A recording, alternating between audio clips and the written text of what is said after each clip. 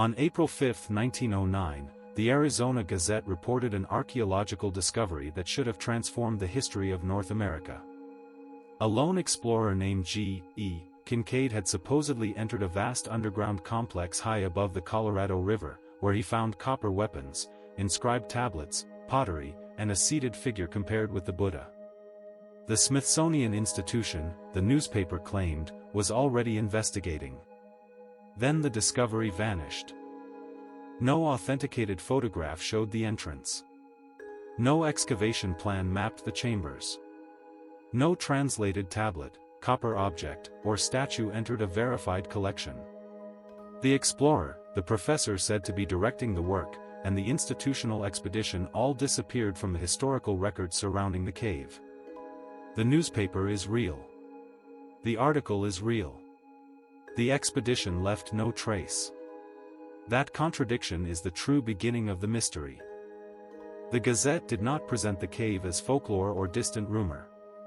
It printed names, measurements, geographical clues, descriptions of rooms, and the apparent authority of a national scientific institution.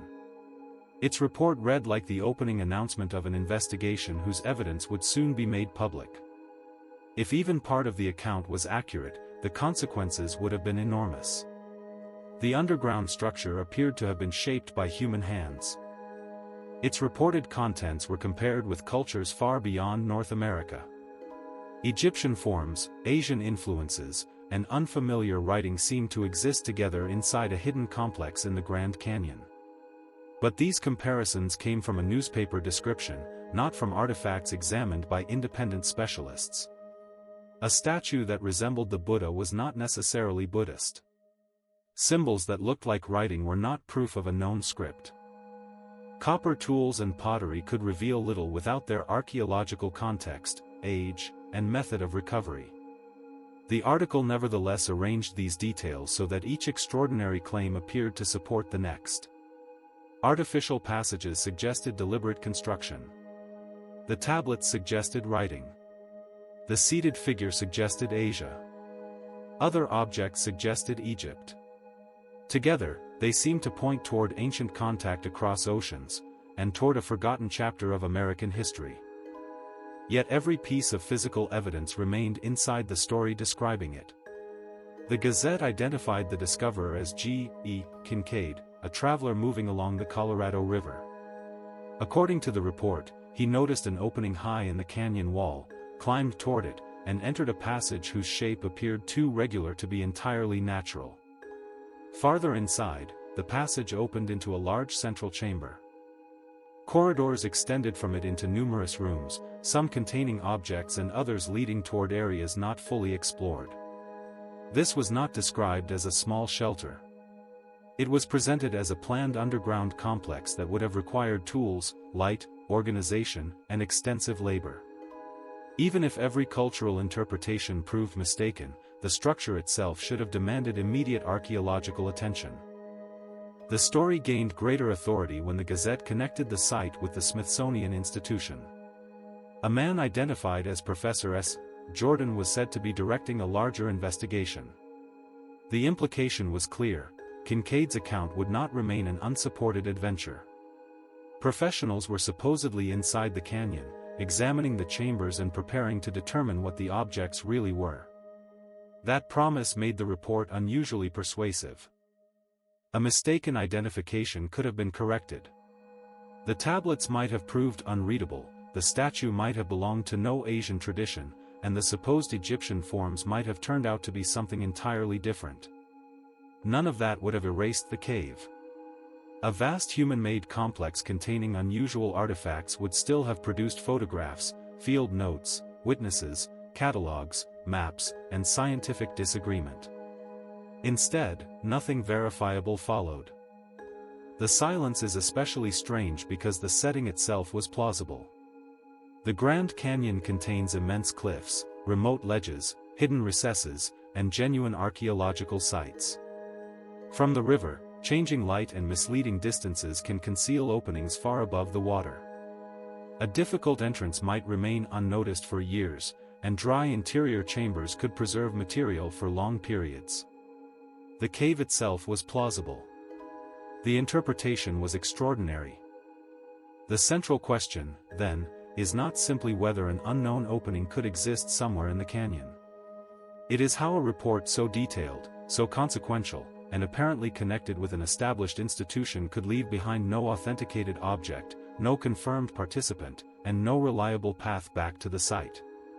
To answer it, the Gazette's evidence must be separated into two different things: what the newspaper claimed had been found, and what the historical record can actually verify.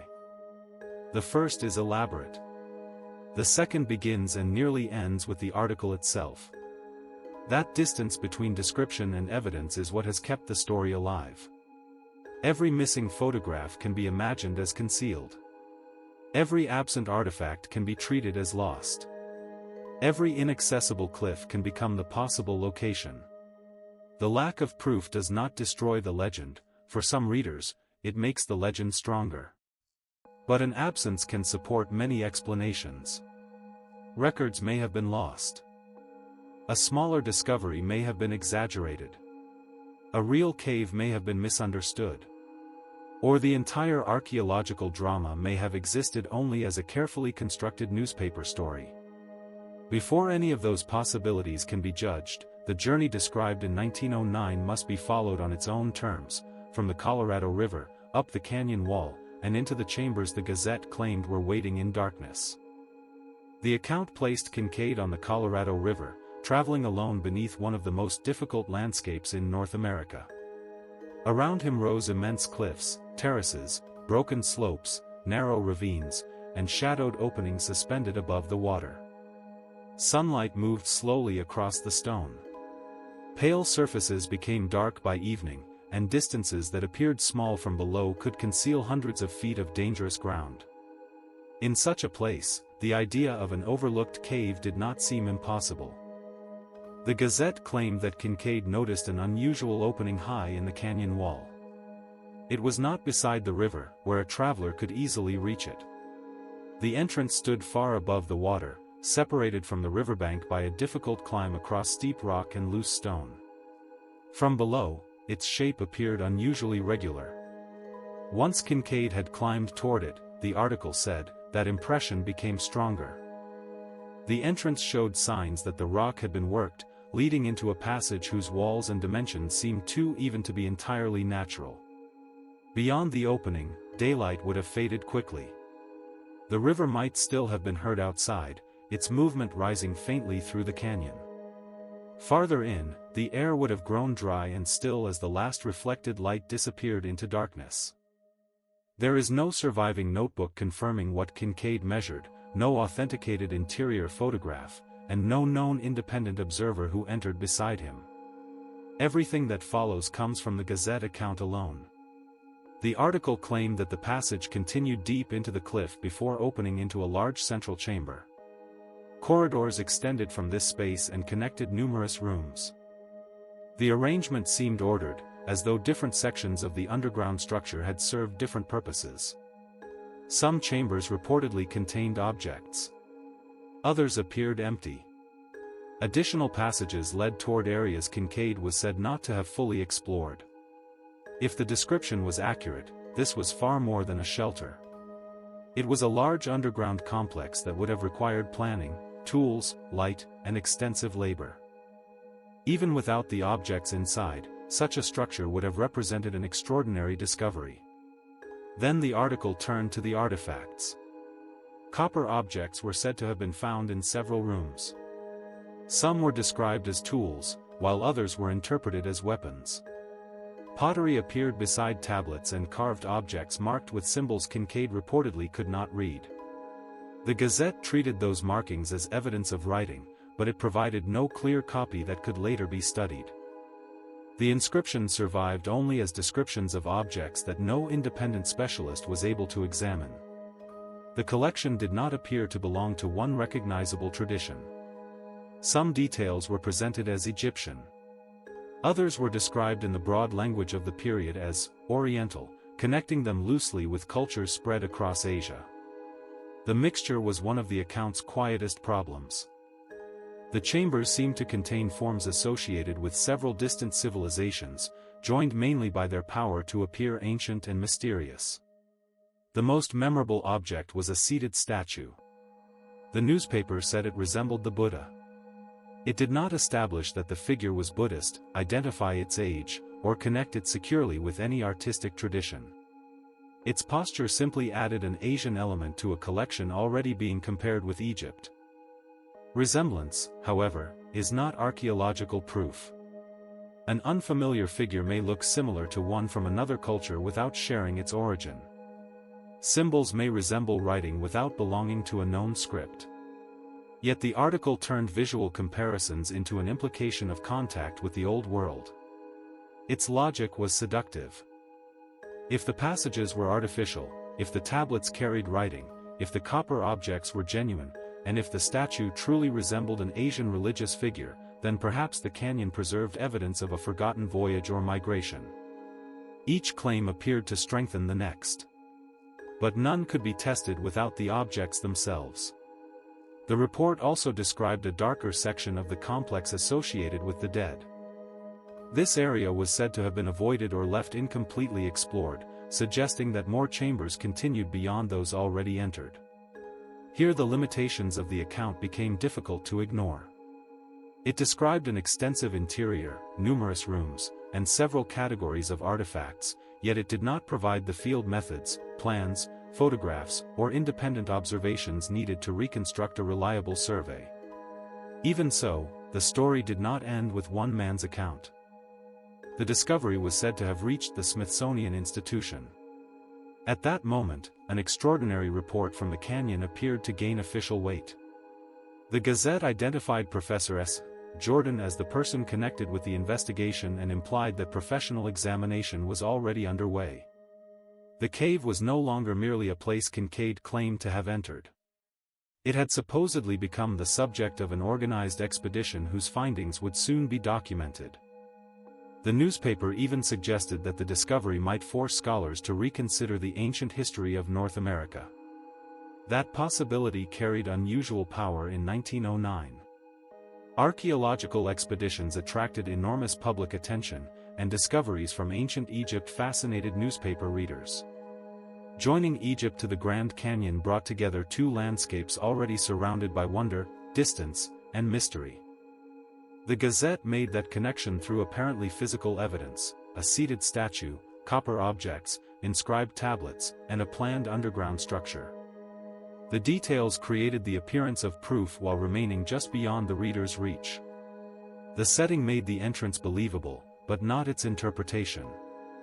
A real cave could exist without containing evidence of Egypt or Asia.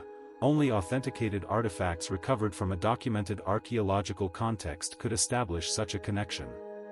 Still, the Gazette promised that this would soon change. Professor S. Jordan and the Smithsonian Associated Party were supposedly continuing the work. The first discovery had been made, professionals would now examine it. The claim therefore carried an implied deadline. If professionals were already working inside the canyon, the cave should soon have produced witnesses, plans, catalogs, and an institutional report. The geographical clue offered the next opportunity to test that promise. The Gazette offered clues about the location, but nothing precise enough to identify it securely. The entrance was described as high, difficult to approach, and easy to miss from the river. Those details made the story sound believable while also making every failure to relocate the cave easier to explain. A location can be difficult to find and still be real. But difficulty is not verification. The deeper problem was the distance between the scale of the claim and the evidence that followed. A vast underground complex filled with unusual objects and examined by a major institution should have left a substantial record. No verified continuation appeared. There was no documented announcement that the tablets had been studied, that the statue had been identified, or that the original cultural comparisons had been corrected. No public account explained that investigators had returned to the site and found something more ordinary than the Gazette first suggested. The promised investigation simply vanished. For the reader holding the newspaper in April 1909, that silence had not yet begun. The article still pointed forward. Somewhere inside the canyon, Professor S. Jordan and his party were supposedly examining the chambers. The tablets might soon be read. The statue might be identified. A forgotten chapter of the continent's history seemed close to opening. The next report should have been greater than the first. It never came. And so the most extraordinary feature of the story is no longer what the newspaper claimed was inside the cave. It is the disappearance of every expected consequence. Hashtag. The newspaper gave the discovery a name. G.E. Kinkaid. This was the man credited with finding what should have been one of the most important archaeological sites in American history. According to the Arizona Gazette, he had traveled along the Colorado River, climbed to an entrance high above the water, and entered a hidden complex filled with objects capable of transforming the history of the continent. An achievement of that magnitude should have made his name difficult to forget. Instead, when the story is followed beyond the pages of the newspaper, G.E. Kinkaid begins to disappear. No securely verified biography connects a person of that name to the expedition described by the Gazette. No documented scientific career, field journal, lecture, collection, or later account has established that its explorer participated in a Smithsonian investigation of the Grand Canyon. This does not prove that no person named G. Kinkaid existed. It does not prove that the name was invented. The problem is more precise. Researchers have not securely connected the Gazette's Kinkaid to a documented Smithsonian explorer or to a verified Colorado River journey matching the article. The contradiction is difficult to ignore. The man was credited with an extraordinary discovery, yet almost everything known about him seems to return to the source that first introduced him. But Kinkaid did not first appear on April 5. Research published by the Grand Canyon Historical Society reports that the Arizona Gazette had mentioned him several weeks earlier.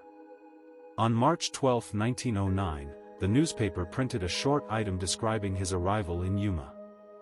That earlier appearance complicates the story. It suggests that the April report was not necessarily invented without warning on the day it appeared. Kinkaid had already been placed within a journey. His name had entered the newspaper before the cave, the artifacts, and the alleged Smithsonian excavation were revealed. The narrative may have been developing in stages. Yet the March notice is not independent confirmation. Both items appeared in the same newspaper. They show that the Gazette introduced Kinkaid before publishing its larger discovery story, but they do not establish that the journey occurred as described. Two reports from one source can show that a narrative was built over time. They cannot, by themselves, prove that its events were real. The earlier item therefore makes the story look more deliberate, but not more secure. It gives Kinkaid a beginning without giving him an independent history. In the Gazette's account, he was presented as an explorer connected with the Smithsonian. He was described as an experienced hunter and traveler and reportedly born in Lewiston, Idaho. These details gave him the outline of a real person. They supplied a birthplace, a profession, an institutional association, and a reason he might attempt a difficult journey through the canyon. They were also details that should have made him traceable. A man who completed such a voyage and announced such a discovery might reasonably be expected to appear elsewhere. His journey could have been mentioned before he departed or after he returned. His photographs might have circulated. His account might have been repeated in lectures, correspondence, scientific writing, or later interviews. Instead, the deeper the search goes, the harder it becomes to separate Kinkaid from the Gazette's own narrative. Later researchers have proposed possible connections to other people and places with similar surnames. These ideas remain speculative. They may show how many directions the name can lead, but none has securely identified the explorer described in the article. Kinkaid remains visible only at the precise moment the story needs him. He arrives. He finds the cave. Then he fades from the record. If the first name fails to lead beyond the newspaper, the second should offer firmer ground. The Gazette did not present the excavation as the work of an unknown traveler alone. It named the man supposedly connected with its scientific investigation. Professor S. Jordan. His presence appeared to change the nature of the discovery. Kinkaid could find the entrance, but Professor S. Jordan would give the cave professional authority. Through him, the story seemed to pass from solitary exploration into organized archaeology. Yet the second name produces the same difficulty as the first. No securely verified Smithsonian archaeologist matching Professor S. Jordan has been connected to the expedition. No established institutional record places a person under that name in the Grand Canyon directing the work described by the Gazette. There was, however, a real scientist named Jordan whose reputation would have been familiar to many readers in 1909. David Starr Jordan was a prominent American naturalist and the president of Stanford University. He was associated with scientific work involving the Smithsonian, appeared regularly in publications and newspapers, and was familiar with the Grand Canyon, which he had visited and written about. But David Starr Jordan was not Professor S. Jordan. The initials are different, and no verified evidence places David Starr Jordan in charge of the alleged cave excavation. Silently merging the two men would make the story appear better supported than it is. His relevance is more subtle. A nationally known scientist named Jordan had real institutional standing, genuine scientific connections, and an association with the canyon. To a reader encountering the Gazette report, the name, Professor Jordan, may therefore have sounded immediately credible. It carried the echo of a public figure whose authority was already established. That does not prove the newspaper borrowed his identity. The resemblance may have been accidental. It may have drawn on a familiar name without copying a specific person. The surviving evidence does not reveal the source. But the contrast remains important. A famous scientist named Jordan existed and possessed authentic Smithsonian connections. The specific Professor S. Jordan described by the Gazette remains unverified. From there, the investigation reaches the institution that gave the entire article its greatest appearance of authority: the Smithsonian Institution. In 1909, the Smithsonian name suggested far more than prestige. It implied trained specialists, national collections, organized fieldwork, careful cataloging, and eventual publication. Its presence in the story promised that Kinkaid's claims would soon be tested by professionals. The cave would be surveyed. The objects would be examined. The discovery would enter the scientific record. That expectation mattered because the article's most extraordinary conclusions depended on interpretation. Copper objects, inscribed tablets, and a seated figure could not establish an Egyptian or Asian presence through description alone. Their origin would need to be studied, compared, dated, and documented. By invoking the Smithsonian, the Gazette appeared to promise exactly that process. But organized archaeology leaves more than a dramatic newspaper report. A substantial expedition normally produces a connected body of activity, people assigned to the work, arrangements for travel and equipment, communication between officials and field researchers, documentation of the site, and records of anything brought into a collection. No authenticated body of Smithsonian material has emerged for the expedition described by the Gazette. Later institutional responses have rejected the story, and no verified Smithsonian collection has been connected to the alleged artifacts. This conclusion has limits. It does not mean that every Smithsonian document has been searched or that every object has always been correctly identified. Archives can be incomplete. Files can be lost. Collections can be reorganized, mislabeled, or overlooked. Nor does an institutional denial, standing alone, settle every historical question. But the Gazette was not describing a minor visit that might survive in one forgotten letter. It described an extensive excavation involving multiple people, unusual objects, and a site supposedly capable of overturning accepted ideas about the ancient history of North America. The newspaper supplied institutional authority. The surviving institutional record has not supplied the expedition. For some supporters of the legend, this silence has become evidence of suppression. If the discovery threatened accepted history, they argue, perhaps the Smithsonian concealed the objects and removed the records. The idea explains the silence, but only by turning the silence itself into proof. If surviving records would support the story, while missing records are also treated as support, then no archival result could ever count against the claim. The theory becomes impossible to test.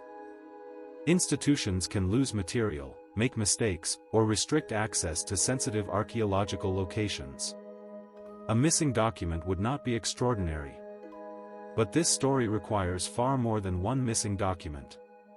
It requires the disappearance of the expedition's people, material, documentation, and scientific aftermath at the same time. The problem is not simply absence. It is scale. Before assuming that an entire institutional investigation was erased, the story's remaining clues must first be tested on their own terms. The next clue is geographical. The Gazette placed the cave approximately 42 miles upstream from a location it called El Tovar Crystal Canyon. The phrase appears useful because it contains a measured distance. It seems to provide a starting point from which the entrance might be located. But that starting point has never been securely established. Without knowing what the article meant by El Tovar Crystal Canyon, the distance cannot be reproduced with confidence. The report does not explain how the measurement was made, which route it followed, or where a later investigator should begin. The number sounds exact. The location remains uncertain. This is what makes the clue so effective within the story. It is specific enough to suggest first-hand knowledge, yet vague enough to resist reliable mapping. The cave is placed in inaccessible terrain, high above the river, somewhere beyond an uncertain reference point. Every part of the description encourages the belief that the entrance could exist while also explaining why it cannot be found. A measurement is useful only when its origin and method are known. 42 miles upstream gives the impression of precision without providing a reproducible route. The Grand Canyon does contain real caves and archaeological sites. Its cliffs conceal openings that are difficult to see and harder to reach. That general reality makes the setting believable. It does not verify this particular cave. The same caution applies to the Egyptian names given to many formations in and around the canyon. These names are sometimes treated in later versions of the legend as if they preserve evidence of an Egyptian presence. They do not. They arose from naming conventions applied to the landscape and cannot establish who occupied a cave or placed objects inside it. The geography supports possibility. It does not supply confirmation. With Kinkaid difficult to identify, Professor S. Jordan unverified, the Smithsonian record silent, and the location impossible to plot securely, one final contemporary test remains. What did other newspapers say? A genuine Smithsonian discovery of this scale should have attracted attention quickly. A vast underground complex filled with objects interpreted as Egyptian and Asian would have been extraordinary news, not only in Arizona but across the country. Research published by the Grand Canyon Historical Society examined more than a dozen Arizona newspapers from the period. The response was remarkably limited. The Jerome Mining News reportedly reprinted the story, but added no independent evidence. Repetition carried the Gazette's claim into another newspaper without confirming its central details. A reprint can make a story appear broader than it is. The source remains the same. More revealing than the repetition was the reaction of another Arizona paper. On April 16, 1909, only 11 days after the Gazette's main article, the Coconino Sun responded beneath a headline that changed the direction of the mystery. Looks like a Mulhattan story. This was not the conclusion of a modern researcher working backward through more than a century of silence. It was a contemporary judgment published while the alleged Smithsonian excavation was supposedly still active. The phrase would have meant something specific to readers of the period. Joseph Mulhattan, whose surname appeared in several spellings, had become known for elaborate newspaper hoaxes. His name was associated with extraordinary reports that used concrete detail to make impossible events sound plausible. The Coconino Sun did not prove that Mulhattan wrote the Gazette article. It identified no author, produced no confession, and offered no direct evidence showing how the story had been created. Its headline was a comparison. But it was a revealing one.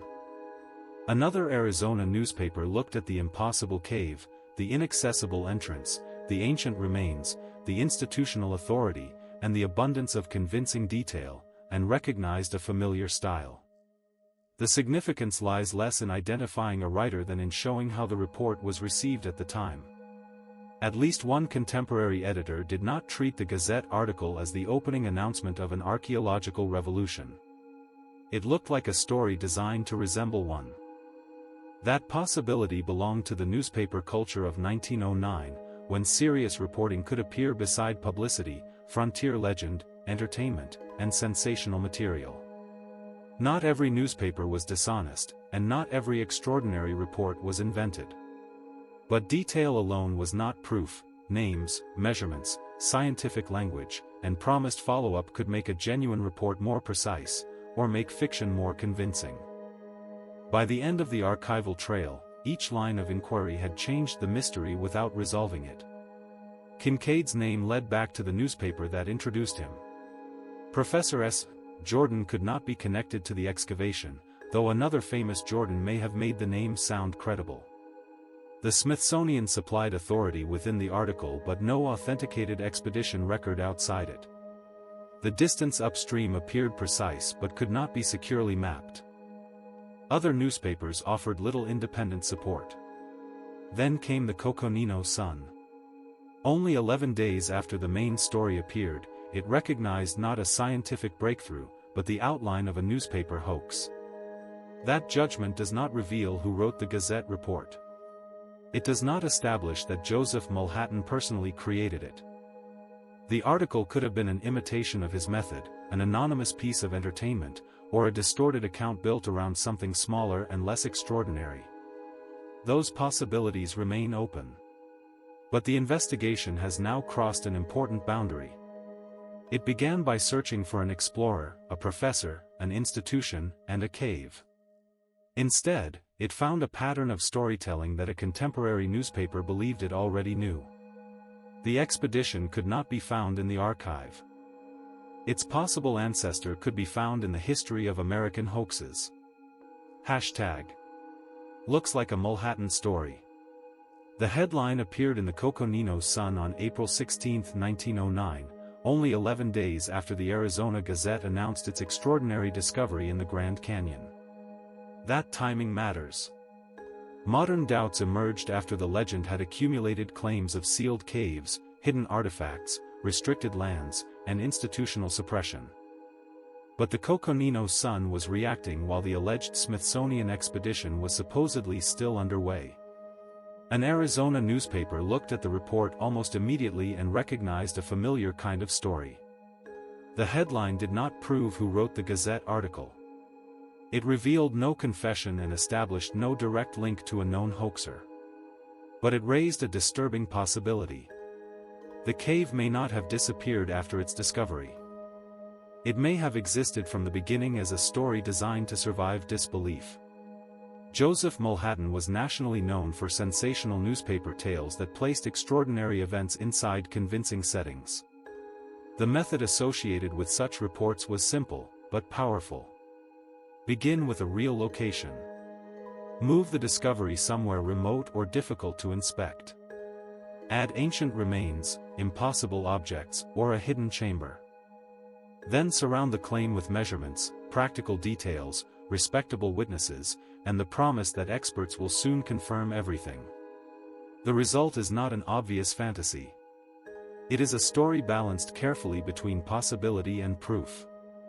The Gazette report followed that pattern closely. Its setting was real. The Grand Canyon genuinely contained caves, archaeological sites, dangerous cliffs, and places rarely seen by the public. A hidden entrance high above the Colorado River was not impossible. Then came the details. A named explorer. A measured distance upstream. Passages and chambers. Copper tools and weapons. Pottery, tablets, and a seated statue. Professor S. Jordan. The Smithsonian Institution. Together, These elements made the account feel less like a legend and more like the first announcement of a scientific discovery. The reader was not being asked to believe forever without evidence. The article suggested that professional confirmation was already on its way. That promise was essential. The alleged cave stood in terrain vast enough to delay immediate investigation. Its location depended on an uncertain reference point, while its entrance was described as difficult to reach and easy to overlook. A failed search would not necessarily destroy the story. It could be blamed on the canyon scale, an incorrect starting point, erosion, rockfall, or a hidden opening. None of those explanations has been demonstrated. Their importance lies in how easily they protect the claim from testing. The Grand Canyon is large enough to conceal real caves, and therefore large enough to preserve the possibility of almost any imagined one. The article's cultural comparisons added another layer of fascination. Egypt and ancient Asia occupied a powerful place in the public imagination of the early 20th century. Lost migrations, forgotten writing, buried temples, and relics from distant civilizations offered the possibility that accepted history could be overturned by a single discovery. The Gazette joined that fascination to one of the most dramatic landscapes in North America. Then it invoked the Smithsonian. The result felt both impossible and official. Whether Joseph Mulhattan personally wrote the article remains unknown. Newspaper hoaxes were often copied, adapted, reprinted, and misattributed.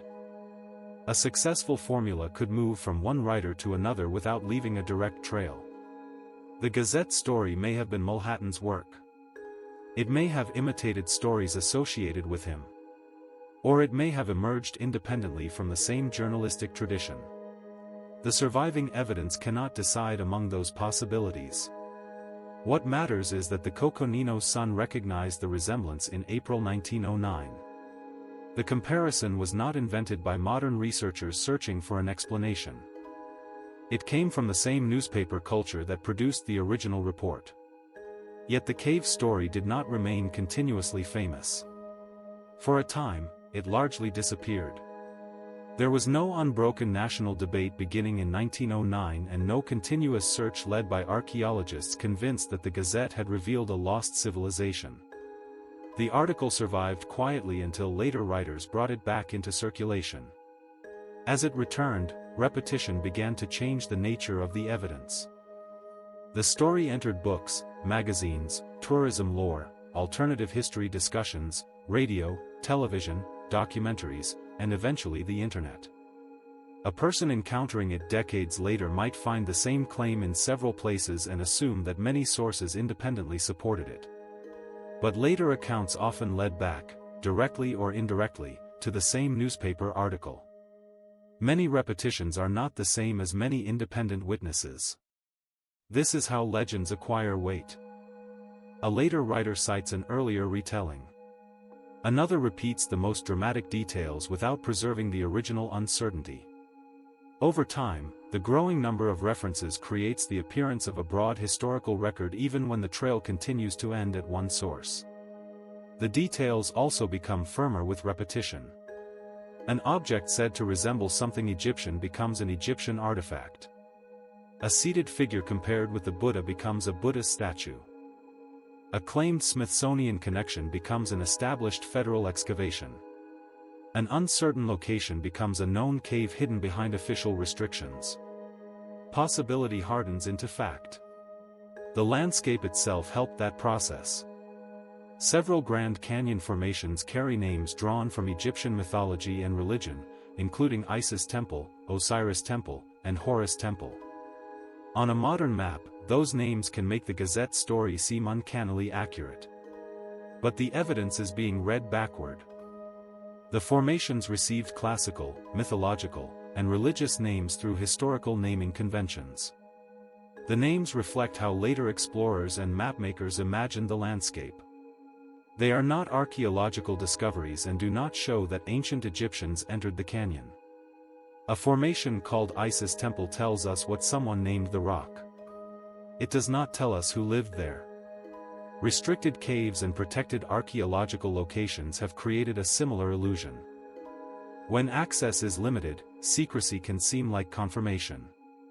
A closed cave becomes a possible hidden excavation. A protected region becomes evidence that authorities are concealing what lies inside. Yet caves and archaeological sites may be restricted for ordinary and important reasons: unstable geology, visitor safety, conservation, protection from looting, and respect for indigenous heritage. A closed cave is evidence that access is restricted.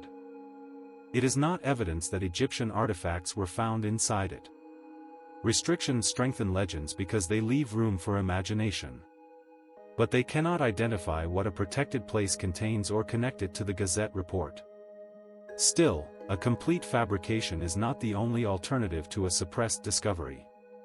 The Gazette account may have grown from something smaller. Perhaps there was a traveler named Kinkaid. Perhaps a river journey occurred. Someone may have noticed a real cave, encountered indigenous archaeological material, or misunderstood an ordinary discovery. Sensational reporting could then have transformed a modest event into an underground complex filled with objects from distant civilizations. Newspaper stories do not always begin with nothing. They can enlarge, combine, and reshape fragments of reality. This possibility would explain why parts of the report feel grounded. The setting is believable. A river journey is possible. The Grand Canyon contains genuine archaeology, and unfamiliar objects can be misinterpreted when removed from context.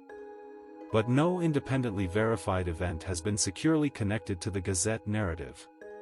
Even if a smaller factual core once existed, it would not authenticate the enormous complex, the Egyptian and Asian comparisons, or the claimed Smithsonian excavation. A factual seed may have existed. The historical record has not revealed it. The surviving evidence therefore leaves three broad explanations. The first is a genuine discovery followed by suppression. This would explain why the promised excavation report never appeared. It would preserve the central claim that the cave existed, the artifacts were real, and an institution chose to conceal them. But this explanation requires much more than a lost file or a misplaced object. The participants, recovered material, photographs, scientific discussion, and institutional aftermath would all have to disappear or remain hidden. Its main support comes from interpreting that disappearance as proof that concealment succeeded. The theory can be imagined. It is almost impossible to test. The second explanation is a distorted real event. A traveler may have entered a cave. A modest discovery may have been exaggerated. An ordinary account may have gained monumental chambers, old-world artifacts, and Smithsonian involvement as it passed into print. This possibility requires fewer assumptions than a complete institutional conspiracy. It preserves some realistic details while treating the most dramatic claims as embellishment. But it remains unsupported by any verified underlying event. No confirmed journey, cave, or smaller discovery has been securely linked to the Gazette account. The third explanation is newspaper fabrication. A sensational report or elaborate hoax explains why the article contains persuasive detail without producing verifiable evidence. It accounts for the impressive names, uncertain location, dramatic artifacts, absent scientific consequences, weak contemporary confirmation, and the Coconino son's immediate comparison with Joseph Mulhattan. This does not prove mathematically that every detail was invented. Historical conclusions rarely provide that degree of certainty. But it requires the fewest unsupported assumptions. It best fits the record that survives. No authenticated evidence presently supports the existence of the immense underground complex described by the Arizona Gazette. The alleged excavation has not entered a verified institutional record, its artifacts have not appeared in an authenticated collection, and its participants and location have not been independently confirmed in connection with the discovery. The original article remains real. The cave described within it remains unverified. This conclusion does not remove the genuine mysteries of the Grand Canyon. The canyon contains caves, protected archaeological locations, and evidence of deep indigenous histories that deserve careful study and respect. But those realities cannot substitute for evidence of the Gazette cave. Historical caution does not require treating every explanation as equally probable. It requires preserving uncertainty while judging each claim by the evidence supporting it.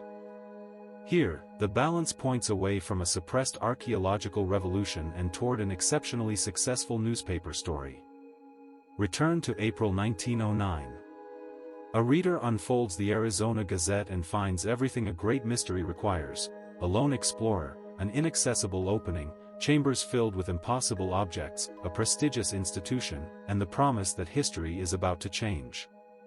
The report asks only for patience. The experts are coming. The objects will be studied. The next announcement will explain everything. But history does not change. No museum displays the artifacts. No scientific report describes the excavation. No confirmed expedition returns to the cave. Only the newspaper survives.